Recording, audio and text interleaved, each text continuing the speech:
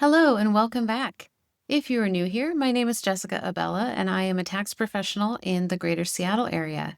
Today I wanted to take a few minutes to run through the list that the IRS publishes every year of the Dirty Dozen tax scams. So this is the 2025 list that came out, and they're things that are happening in the world that the IRS is aware of, things to watch out for. They're really trying to get the word out to protect taxpayers. So, number one, this keeps appearing on the list: email and text phishing.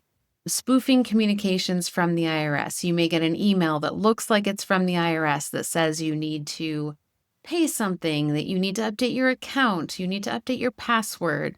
These emails may also impersonate tax software companies, state agencies. The bottom line is, don't click links in emails or in text. The IRS does not email you. They do not send you text messages. The ID.me platform, if you've set up an account, will send you an authorization code perhaps, but they will never send you an email or a text that you haven't requested. If you receive something and you aren't sure, don't click it. Go directly to irs.gov or whatever agency is being impersonated and check your account directly. You can also call the 1-800 number of the IRS or whatever agency is being spoofed. Number two is bad social media advice. I think one of the problems with social media is that everything is a soundbite. Everything is just a quick clip to get your attention. And there's a lot of misleading information out there. There may be things that have a kernel of truth, but don't apply in particular situations. And there are a number of things on this list that are like that are showing up in social media content. Please consult a tax pro. If you find something online that sounds interesting to you and you think might apply to you, definitely let your tax pro go through the details with you of what this thing actually means and if it applies to your situation and what the risks may be if you choose to take that course of action. Beware of anything that says, the IRS doesn't want you to know this. Chances are that's a fraudulent position that the IRS is aware of, and they don't want you to know about it because it's not a legal position. Please be careful. The penalties can be really huge. Number three, scammers helping you to create your IRS online account.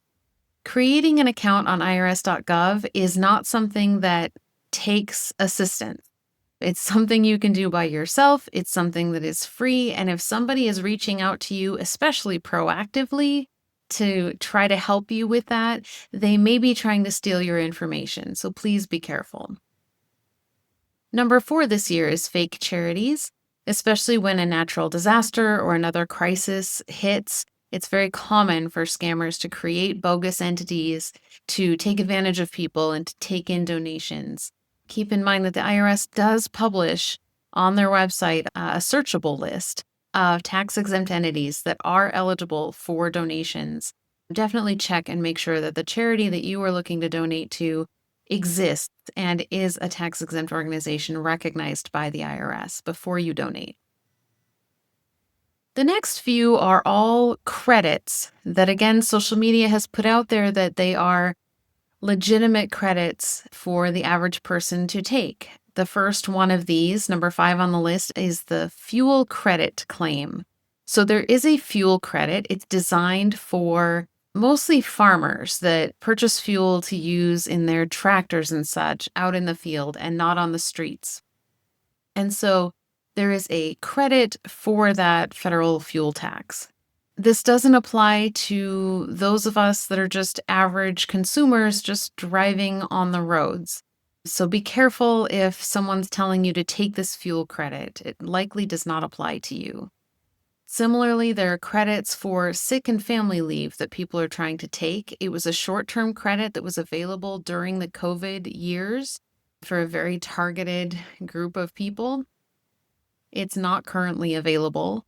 Similarly, we're up to number 7 now, a self-employment tax credit. I'm seeing these as well. There are ads out there for a self-employment tax credit of up to $32,000. Again, this was a COVID-era program. It does not currently apply. The IRS is scrutinizing anything that comes in using this. The promoters of this are again using that credit for sick and family leave.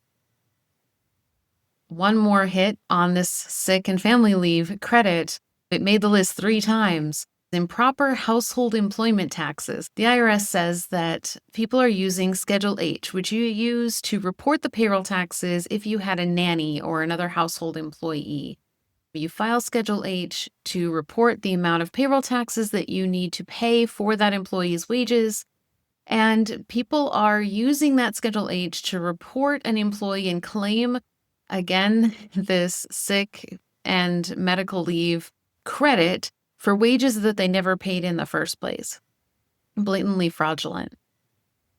Number 9 is also blatantly fraudulent, as if some of these others maybe are less so. Overstated withholding. So, also on social media, people are being encouraged to fill out a W 2 or another tax document that shows false income and very large amounts of false withholding. And then filing a tax return reflecting that withholding and trying to get it back in a refund. This is a really sketchy thing to do. Please be careful. Number 10 is misleading offers and compromise. And this has been around for a very long time, that there are companies out there that advertise very aggressively about settling your tax debt for pennies on the dollar. The IRS does have a program for settling your tax debt. It's called the Offer and Compromise Program. These aggressive marketing companies promise you that they can get you this reduced tax bill and they will charge you thousands of dollars and then not deliver because you don't actually qualify. The IRS does have a qualification tool on their website that you can run through this questionnaire and see for free if you might be a candidate for that program. Please don't give one of those marketers money without making sure that you may actually be eligible for the program. Number 11 is ghost tax return preparers, which sounds spooky and it's not October. But these are tax preparers that don't sign the tax returns that they prepare. As a tax professional, we are required to list on the tax return our contact information and our ID number called a PTIN, Preparer Taxpayer Identification Number. We have to list that on every tax return that we prepare. We are responsible to some extent for the returns that we prepare. If you're working with someone to prepare your taxes and they leave that section blank, be careful. Also, if they promise you large refunds or base their fee on the amount of the refund, run. It is not allowed for us to bill based on the refund. That leads to unscrupulous preparers inflating deductions and getting taxpayers into trouble. Number 12 really focuses on scams targeting tax professionals, but it's important to talk about.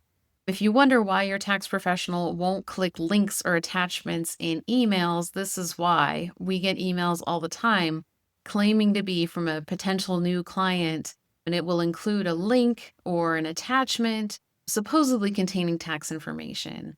And if we were to click that, our computer could be infected, your data could be compromised. It's just a very dangerous thing. The IRS also mentions emails impersonating real people. It's become very easy for scammers to spoof people that are actually in your contact list. So be sure if you get an email that's asking you for personal information and you don't know why this person would ask for that information, or they should already have it, or maybe they could legitimately need that information, but there's something about that email that concerns you. Reach out to that person directly, give them a call. Drop them an email using your contact list. Don't reply to the scammer. Just confirm in another way that they really did request that information, that email really did come from that person, that they really do need that information. It's too easy, I think, for scammers these days to impersonate real people, and it can really compromise your data. So just be careful out there. That is the moral of the story. Be careful out there. Rely on your tax pros. That's what we're here for. We really want to make sure to keep you out of trouble as much as possible. Let me know if you've had experiences with any of these items, if there are questions that this brought up, if there are any other topics that you'd like to see us cover in the future. Please do leave those down below. Click like if this was helpful, subscribe if you'd like to be notified of next week's video, and I hope you have a wonderful week. Thanks for being here. Bye.